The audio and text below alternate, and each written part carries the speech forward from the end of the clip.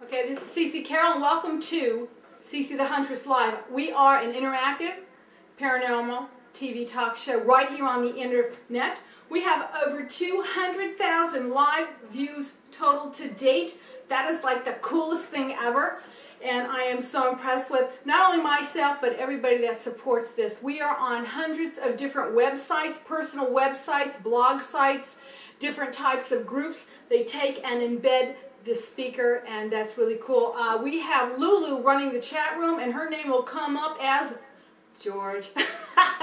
And so when you see her, you know that it is me. And I want to let you know that the music that you were listening to was from Dave Evans at www.myspace.com/DaveEvansRocks. Now, y'all know who Dave Evans is. Well, at least you know the band that he founded was AC/DC. That's right. Dave Evans was the original lead singer and founder of the band AC/DC. Great friend of mine. I absolutely love him to death. I love the fact that he lets me use his music, and I'm able to showcase not only him but many other independent artists right here on live. His CD was called Judgment Day. Go to his website there, Dave Evan Rocks, right on MySpace, and you can purchase it along with a lot of other different sites. I have a couple of mentions here tonight before we start. We have two great sites I'd like to send you to. One is IPAA Awards. I just found out about this last week. I was invited there. It's an Ing site, and I was so happy. It's called the International Paranormal Acknowledgement Awards. And I thank Laura Kimberly very much, the executive director there, for an awesome site. And I'm a nominee for one of the awards, so that's really cool. There are many people out there on this site and that haven't even been aware of this site that should be aware, and we should invite them. We've all worked very hard in this industry, and it is terrific that now we are finally being acknowledged for all of our hard work, thanks to Laura and many others, I'm sure, that I can't even mention because I don't know who they are, but as it continues and I get to know them, I'm going to talk all about them and all the wonderful things that they have done. Come January, you're going to be able to start to vote. A bunch of different categories, both internationally and nationally, on the Paranormal Awards. Look through the categories, look through the members, find who you like, and vote for them. And vote for me too, because I want an award. But anyways, great, awesome site. Second site I want to talk about is a site called ASPRN. Now that's a mouthful. It's called All Souls Paranormal Radio Network. That's right. Now, on that particular network, it's a bunch, what it's really made for is for the paranormal listener that listens to paranormal radio, for them to get together and interact and have a great time. The guys and gal that put this together are Chris and Mike Baker from CPR Radio, Crossroads Paranormal Radio Show, which I've been a guest of, and very cool people, and had a lot of great fun with them just a couple weeks back when I took over Brian Hronis' place because he did not call in like he was supposed to. How rude. That didn't matter because I had my time to shine. So that was really cool. And so in order to get on these groups, which I suggest that you do, you need to be invited. So why don't you email me at ccthehuntress@yahoo.com, and I'm going to send you a personal invite to be my guest on either one of these terrific sites. Also, I got one more thing. I got to write everything down because I can't remember it. I have one more thing to say. I'm on a television show live coming this Friday. Not just this, but I'm on a live Comcast studio show out of the greater Boston area, and it is called Just for Today.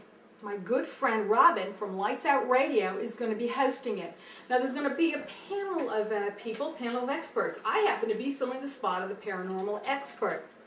And we have a live audience of about 150 people that will come and join in and ask all different kinds of questions about the paranormal world. And not just the paranormal expert, or let's say the ghostly experience, as you want to call it.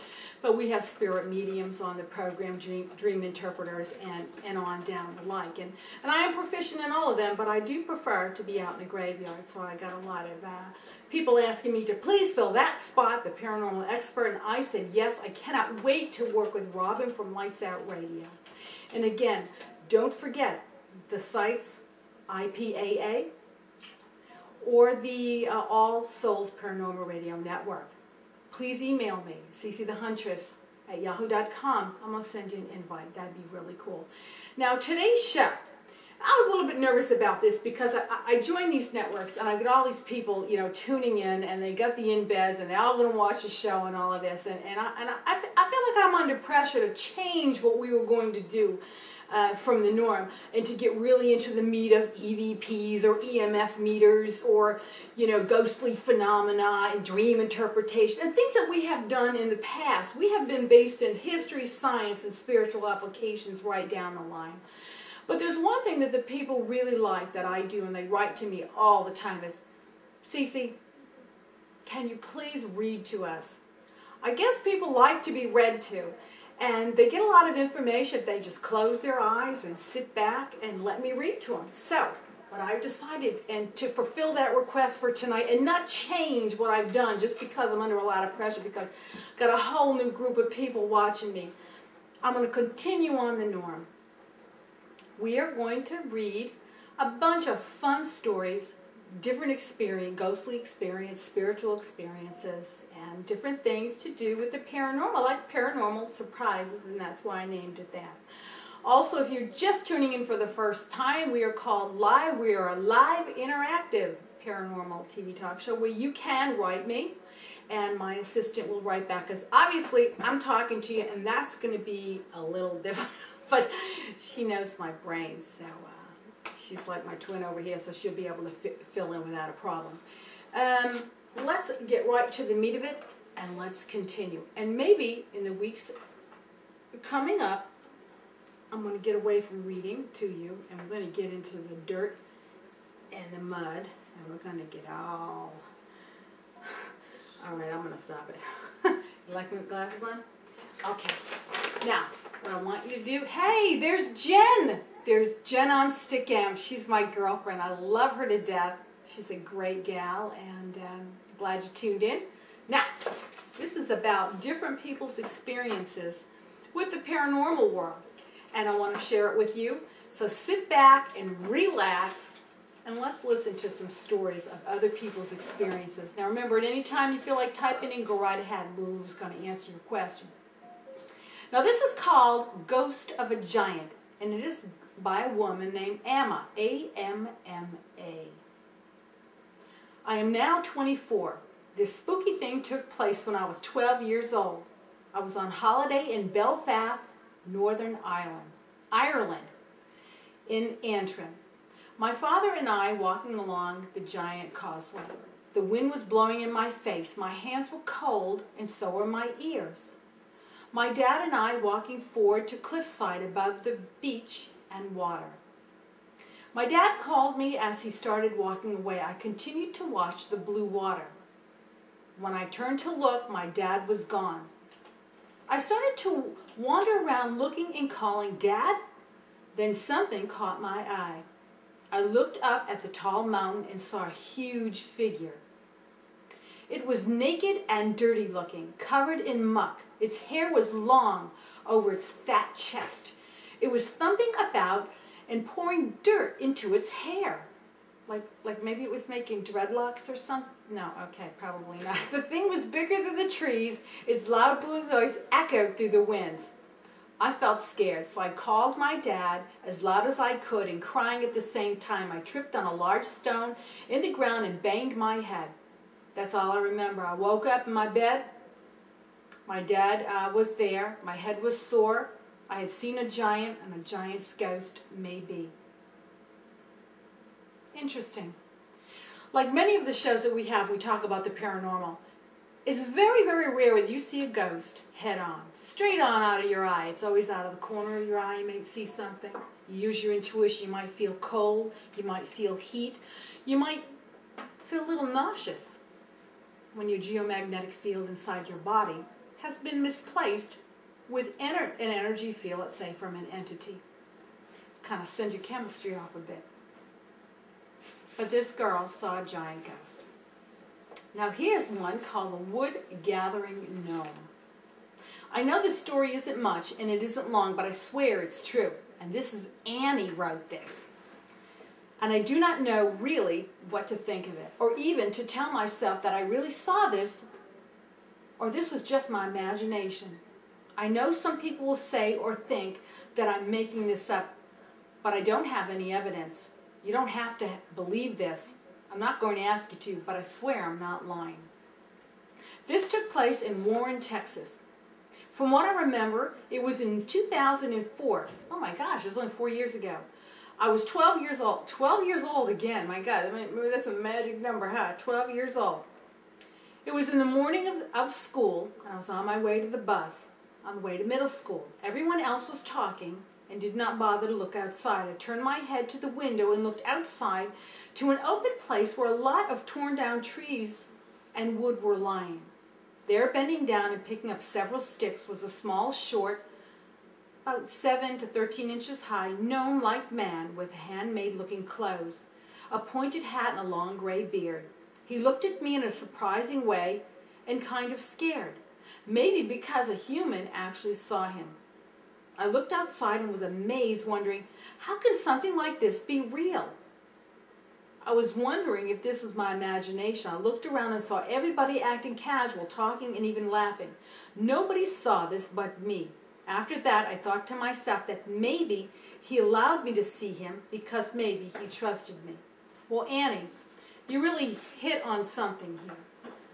Ghosts, if you have seen this gnome or an apparition or a ghost, or you felt some kind of energy, and you don't really know what it is, I would consider that a sincere compliment. And the reason it's a sincere compliment is because this particular ghost, apparition, spirit, gnome, fairy feels you're receptive to him and his plight. Therefore, he showed himself. As simple as that. And that's why when we go out on investigations, and especially people that don't know the signs of the spirit world, they'll tell you, I don't understand why my door is open. Why is the studio door open? You'll be right back. Okay. Bathroom break. Anyways, like I was saying, when you're going out on an investigation and you think you know it all because you read all the books, you bought all the equipment and everything, that's really cool. But when you come and actually experience something that you're not familiar with, it's probably a spirit trying to make contact with you. And that's because it feels that you are receptive to him. You might be scared as hell and want to run. That's okay. But that spirit did that for a reason. He did that because he felt you were receptive to him, and he needed something from you. Probably validation that he was there. As simple as that. So next time you go out and something like that happens, just realize that that's a compliment.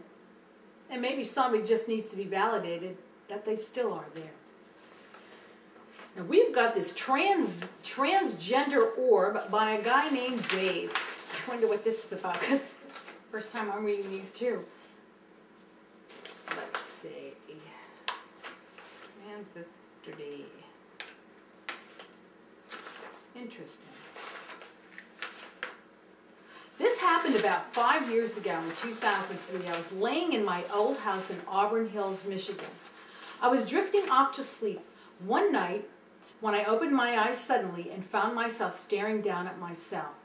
I was having an out-of-body experience. All of a sudden, I was floating above my house and then flying away at a very fast rate of speed. I felt myself slow down. The next thing I knew, I started to wake up. It dawned on me that the room I was in was unfamiliar to me. I turned on the lamp and found the bathroom in this other house.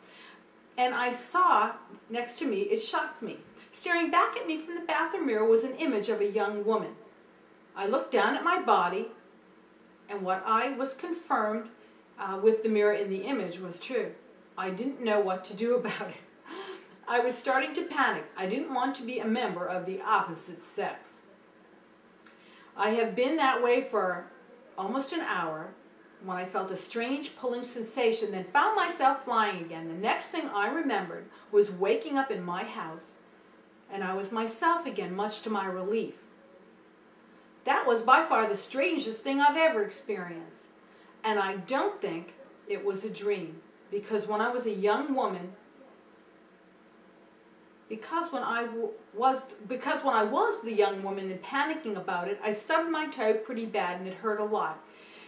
And that sure felt real. I don't think anyone feels pain like that in a dream.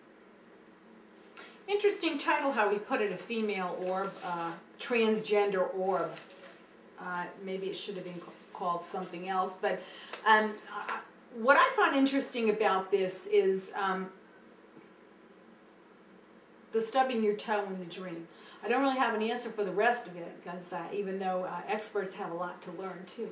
But feeling pain in a dream, well, let me tell you something right now.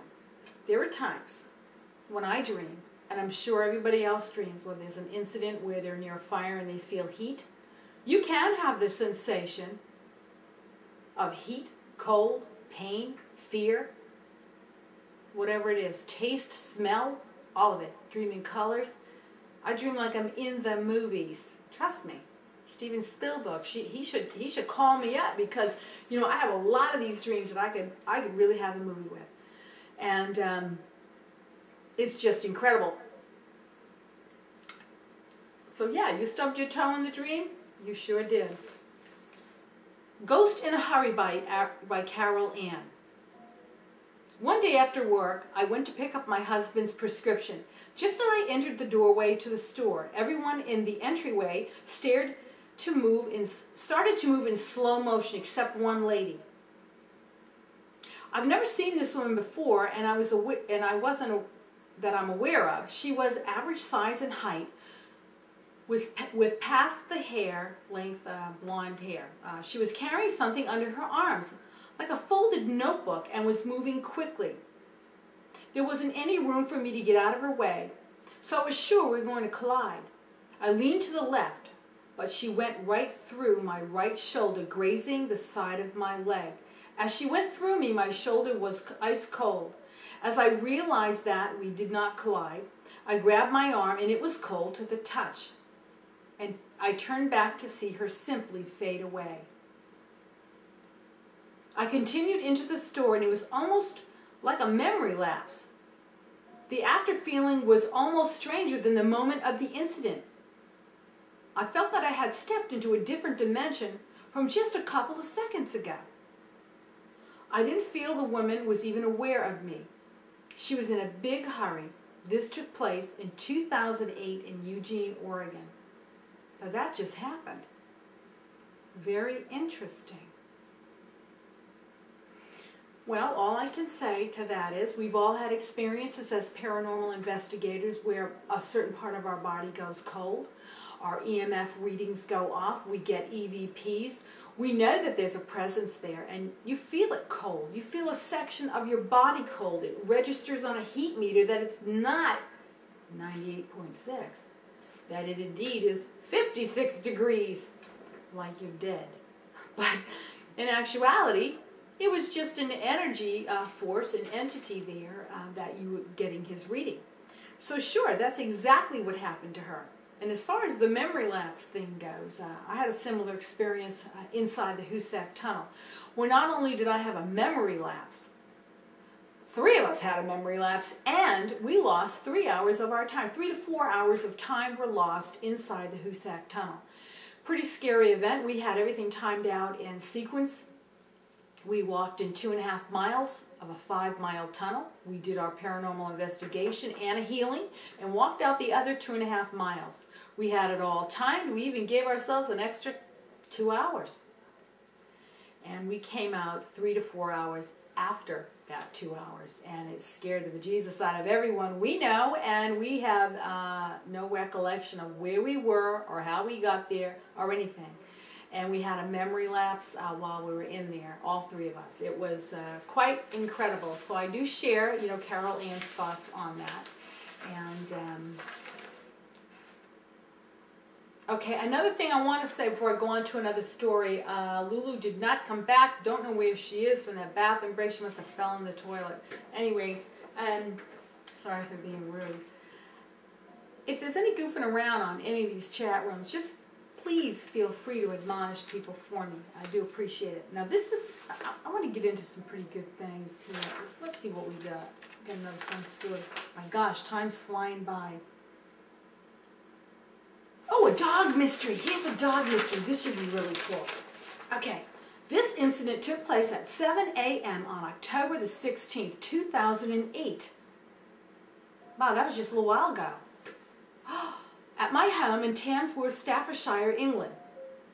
I got up at my usual time of 7 a.m. and followed my usual route of making a cup of tea.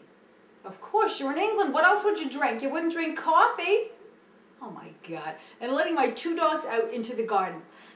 Polly, my small terrier, disappeared into the back garden, and Rosie, my German shepherd, took up her position on the corner of the yard between the back garden and the back door. She was in view to me from this position. Polly returned from the garden, and I let her into the house. Rosie, as usually, suddenly shot off the back garden, and I let her into the house. Oh, I miss out. Rosie, as usual, suddenly shot off to the back garden, which is out of the view of my position at the back door. I knew straight away she was running down to the bird table at the bottom of the gate to chase the pigeons away, because they visited from time to time. I turned around to go back in to finish making up a cup of tea. Again, we got the tea thing going on in England. How coincidental. I could still hear Rosie barking. As I opened the door, I no longer could hear the barking, but just assumed the pigeons had gone. I entered the house, and you could have knocked me down with a feather. Lying on her bed was Rosie. I just don't know what happened. I have no theories. I'm just totally baffled and would love someone to try to explain this. I know there will be people who say I hadn't noticed her enter the house, or that I had let her in the back and I forgot about it, but I can assure you that this is not the case. I am 110% confident that this happened exactly as I have related here. Well, you know what? The mind is a very strong tool and muscle. And all I can say about that is there are times when you can swear 100% that you did something. Even 110 times you can say that you did something, because that is the road. That's the habit that you've had with that dog. You know you let it in at a particular time. You know this, you know that. So what actually happened, your eyes and mind didn't catch it. And that dog came in the house. But the mystery in the backyard of the barking for the pigeons can be very easily solved.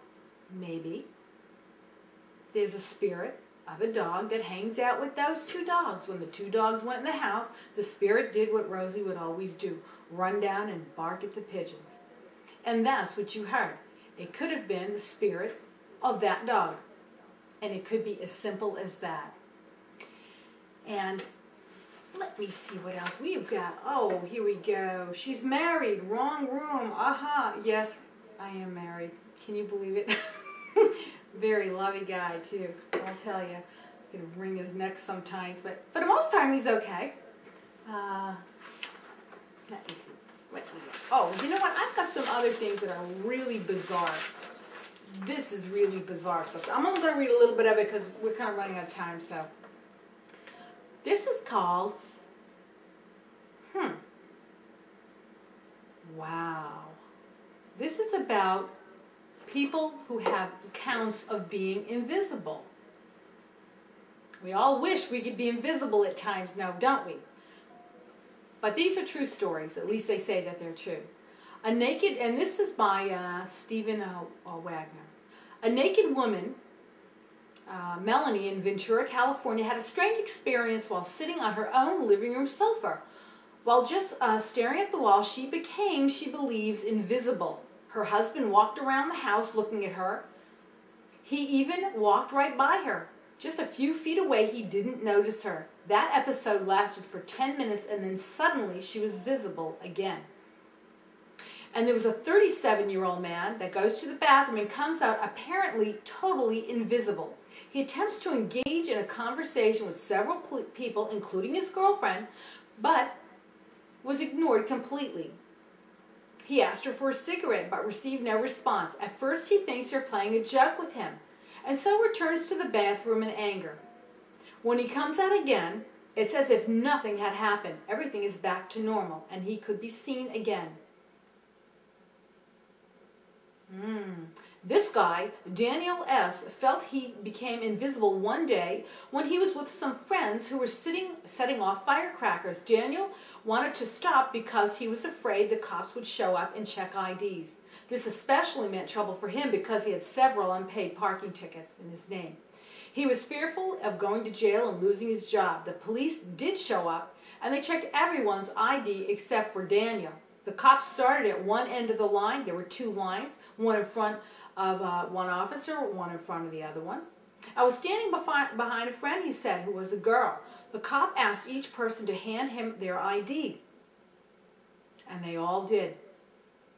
The only one that wasn't asked was the big guy at the end, Daniel. All his friends, they didn't see him. They thought he just kind of, checked out and hid. But no, he said I was right there the entire time.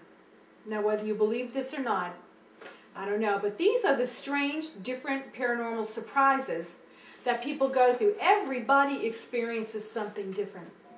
The paranormal world borders our normal world. That's why it's called paranormal, because it's not really the norm. It's outside of the norm.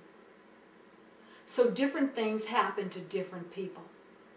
And you have, from our different shows when we talk about EMF meters, and we talk about geomagnetic fields and your body's currents, and all these other things take place that can cause physical symptoms, mental symptoms. They're all different when other energy fields cross into yours, whether real, through, let's say, high-tension wires, airplanes going by, or maybe a spirit, ghost, coming into your area. Now, it has been proven just recently that Einstein's theory of relativity is true. Some French scientists actually proved it to be 100% feasible. Yep. So energy is here. Energy was always here, and energy will always remain. We are all made of energy. So when our shells, our bodies die, what is left is the energy. So I guess us paranormal investigators are doing like a wicked cool science project because we are tracking the energy that remains. We could also be tracking radio waves from 30 years ago. And that's why I suggest you get in your history books and investigate the location and the ghosts that you think that you're trying to contact. Because you never know what you're going to find in the paranormal world. It could be as simple as you bought an EMF meter for $200 that's so sensitive, it's picking up someone's pacemaker standing next to you. Now, how ridiculous is that? There's a lot to be learned on live. I hope you tune in next week. Hope you enjoyed the show, and I want to thank IPAA, International Paranormal Acknowledgement Awards, for tuning in and being so gracious, Laura, for designing your site and giving us all an opportunity to be able to share our thoughts, share our work, and be acknowledged for it. Everybody's worked so hard for this, and you're the gal that did it for us all. So I'm like really cool. I can't wait to meet you. That's going to be great. We're going to see you next week. I'm going to plug Dave Evans in, and in the meantime, I'm going to keep the window open, and we are going to chat up a storm while you listen to my buddy, Dave Evans, founder, original vocalist of AC/DC. Yeah, I got some pretty cool friends. Okay, and what's he going to sing now? He's going to sing Take Me Down. Oh, yeah. Let's see if we can get it up.